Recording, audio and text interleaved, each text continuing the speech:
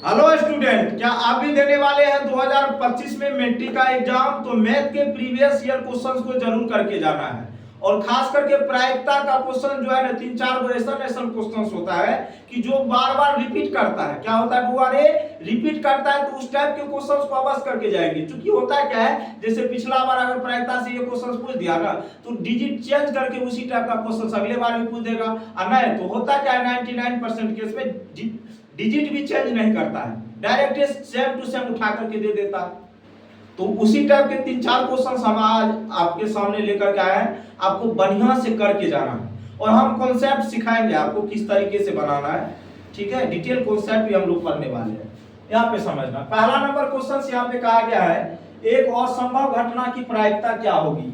बउआ यहाँ पे चर्चा हुआ है, एक असंभव घटना की प्रायिकता क्या होगी। और ये क्वेश्चन 2024 में जो एग्जाम हुआ था उसमें पूछा गया है। तो असंभव घटना की यहाँ पे स्टूडेंट बात हुई है, तो हम लिखेंगे भैया असंभव। बात की जाए अगर असंभव, या इसी को हम दूसरा किस नाम से जानते हैं, अनिश्चित घटना के नाम से। किस नाम से बउआ?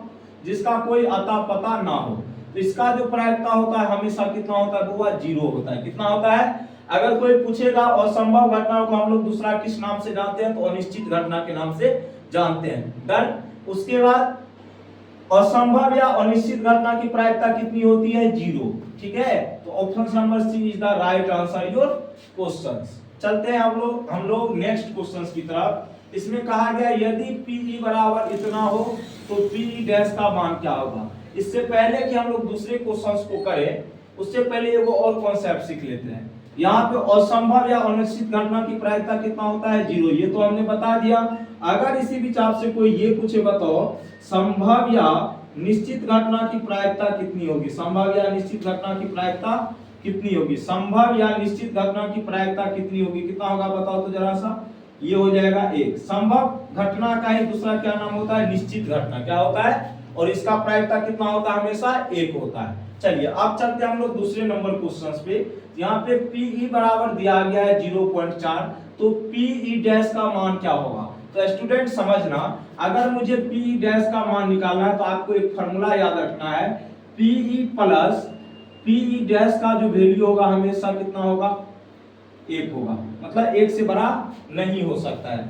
मैक्सिमम कितना आएगा? 1 आएगा। 1 से कम हो सकता है लेकिन 0 से हमेशा क्या होगा? बड़ा होगा। क्या होगा? 0 से बड़ा, लेकिन 1 से क्या होगा? कम होगा। 1 से क्या होगा? कम। किसी भी घटना के घटित नहीं होने की प्रायिकता और घटित होने की प्रायिकता का जो योगफल होता है कितना होता है? अधिकतम 1 होता है। और कहां से कहां तक हो सकता है? 0 से लेकर के 1 तक। 0 से लेकर के कहां तक? ना 1 से ज्यादा होगा ना 0 से कम होगा। 0 से ऊपर ही आएगा लेकिन उससे कम नहीं होगा। तो ये फार्मूला आपको याद रखना है। आपको Pe का वैल्यू दिया हुआ है 0.4, तो यहाँ पे 0.4 रखेंगे। फिर P डैश का वैल्यू हम यहाँ से निकाल लेंगे। ठीक है, P डैश बराबर 1। तो P डैश का वैल्यू बुआ यहाँ से कितना निकल जाएगा? 1 - 0.4 करेंगे। 0 पॉइंट कितना करेंगे बुआ? 4। तो 1 में से 0.4 को घटाना, तो ऐसे घटा लो। ठीक है, तो ये कितना हो जाएगा बताओ तो? 0 ही बचेगा। तो 0 पॉइंट कितना हो जाएगा? 6। कितना हो जाएगा बुआ? 0.6। क्योंकि 0.6 और 0.4 को जोड़ेंगे कितना आना है? 1। तो option number B is the right answer your question. कोई दिक्कत? आप कहेंगे सर बिल्कुल भी नहीं है दिक्कत। तो क्या याद रखना है? किसी भी घटना की घटित होने की प्रायिकता और घटित नहीं होने की प्रायिकता का जो अधिकतम मान होता है कितना होता है? 1 होता है। न्यूनतम मान कितना होता है? 0। कितना होता है? 0। लेकिन 0 से छोटा नहीं होगा, ना ही 1 से क्या होगा? बड़ा होगा। तो यहाँ पे P क्या है? घटना घटित होने की प्रायिकता, और Pe डैश क्या है? घटना घटित नहीं होने की प्रायिकता। डन। आइए अगले क्वेश्चन को लेकर के चलते हैं। इसमें कहा गया प्रायिकता का न्यूनतम मान क्या होगा। अभी तो हमने आपको जस्ट बताया ना, प्रायिकता का न्यूनतम मान जो होगा 0 होगा, ना कि 0 से कम। तो प्रायिकता का न्यूनतम मान 0 और मैक्सिमम मान कितना होगा? 1। 1 से अधिक नहीं होगा। तो इसको भी याद रखेंगे। तो प्रायिकता का न्यूनतम मान कितना हो जाएगा? आपका 0 हो जाएगा। Option number A. आओ कभी मेरे हवेली पर, तब बतियाते हैं पावर का होता है। डन। चलिए अब फिर चलते हैं हम लोग नेक्स्ट क्वेश्चन की तरफ। तो यहाँ पे Pe का वैल्यू पता है आपसे, P डैश का मान पूछा गया। मतलब कोई घटना घट रही है तो उसका वैल्यू 0.9 है, और कोई घटना अगर उसी में नहीं घट रही तो उसका वैल्यू क्या होगा।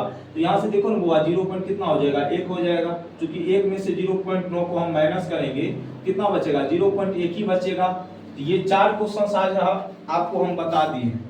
अब आपकी जिम्मेदारी है आप किस तरीके से इसको लेते हैं, भगाने के चक्कर में है कि रखने के चक्कर में, आप जानिए। भगाइएगा तो होमवर्क की लीजिएगा। तो 4 क्वेश्चंस 4 मिनट, 4 क्वेश्चंस 4 मिनट। इससे अगर ज्यादा आप टाइम ले रहे हो तो दिक्कत है। अगर इससे ज्यादा टाइम लिए तो समझ लो आपका ध्यान कहीं और है, तेरा हीरो इधर है। डन। तो सबसे पहले एक बार हम और रिपीट करा देते हैं। असंभव घटना को हम लोग दूसरा किस नाम से जानते हैं, अनिश्चित घटना से, और उसका प्रायिकता कितना होता है 0। संभव घटना को हम लोग दूसरा किस नाम से जानते हैं, निश्चित घटना के नाम से, उसका प्रायिकता कितना होता है 1। किसी भी घटना की घटित होने और घटित नहीं होने की प्रायिकता का जो अधिकतम मान होता है कितना होता है 1, लेकिन 0 से ना कम होगा ना ही 1 से बड़ा होगा। डन। चलिए अगला क्वेश्चन क्या था, प्रायिकता का न्यूनतम मान क्या होगा, अभी तो हमने बताया क्या होगा, 0 होगा।